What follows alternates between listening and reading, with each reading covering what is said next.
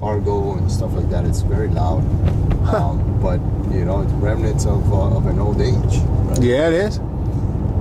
And so now we're approaching Doublebrook Farm. We're actually going to the barn, which is the farm that supplies Brick Farm Market. And at this farm, you'll see that they'll have some vegetables, and they aggregate shipments from their distributor called Zone 7. You'll see that they also grow spinach, where they sell it at the Brick Farm Market, or they will consume it as part of their offerings of lunch and breakfast.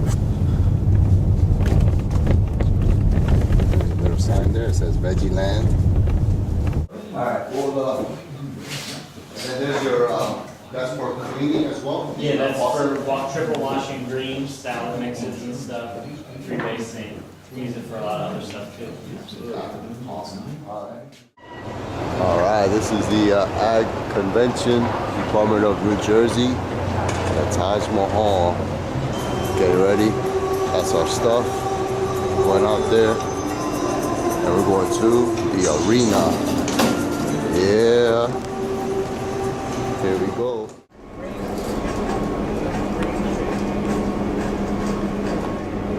Oh wow, look at that. Jersey grown.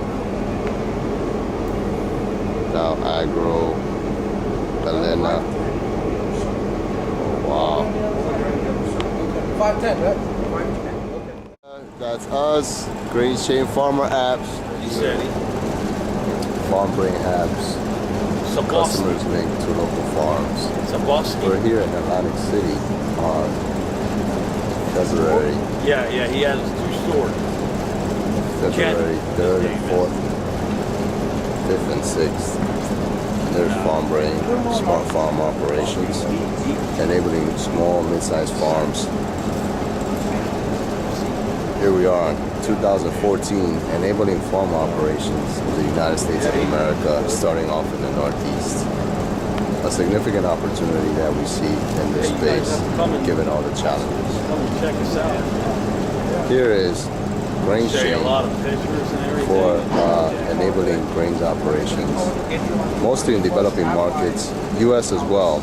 However, How much is it we feel the U.S. is very efficient around grains. There's a lot of history there, starting from the 60s and 70s. Yeah. A guy named Earl Butts, What you really want. So What you really want, yeah. who's done a lot in that space and helped grains become very efficient right to your supermarket, which is not an area of our focus, at least for the U.S. and then if you like it, that's what you want to do. Again, Farm Brain. We farm all Indian vegetables. Awesome. What are their names? Moly, Donna, dill, Indian eggplant, and mint. Awesome. Why do you farm?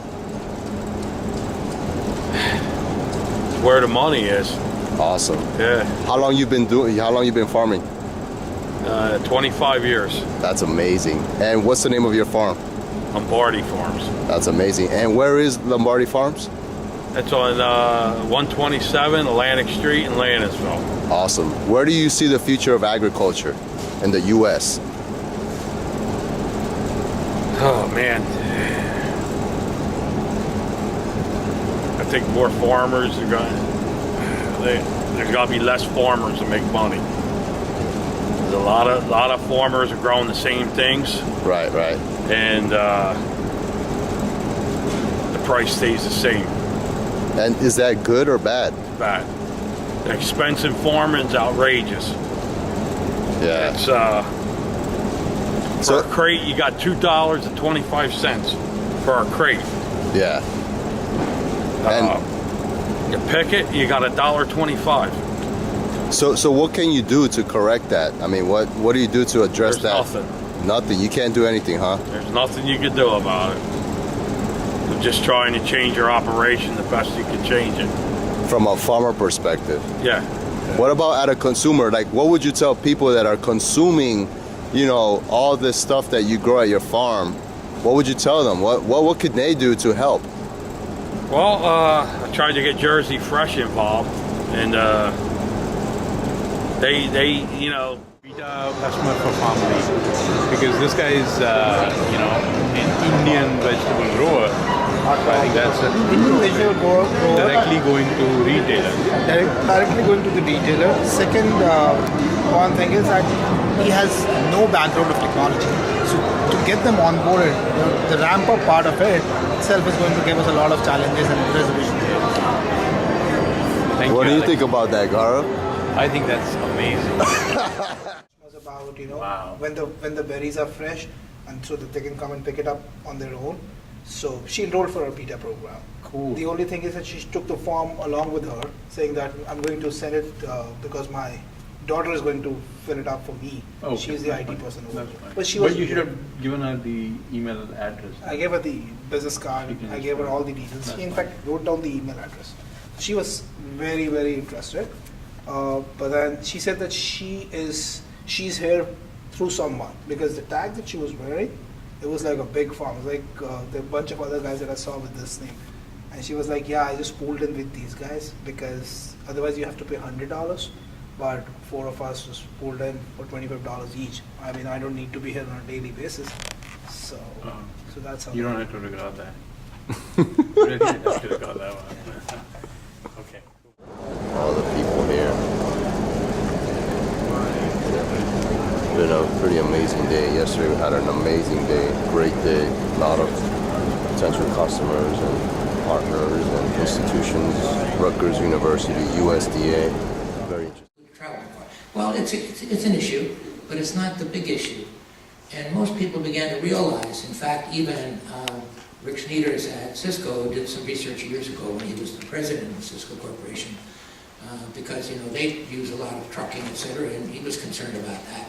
And what they found was in their research that if 50 farmers each put their produce in their own vehicle and take it to a farmer's market 50 miles away, that's actually a bigger ecological footprint than if you have an 18-wheeler bringing it from California to New York. And people began to understand that the distance that food travels, while it has some negative aspects to it, is not the big issue. But when they started to get involved in local food systems, they start to meet the farmers who are producing the food. They start to have these relationships and connections. They start to have these conversations at the farmers' markets and talk to each other and learn from each other. And suddenly they become a group of food citizens instead of just eat-it pacifists. And so we're now beginning to see this emergence.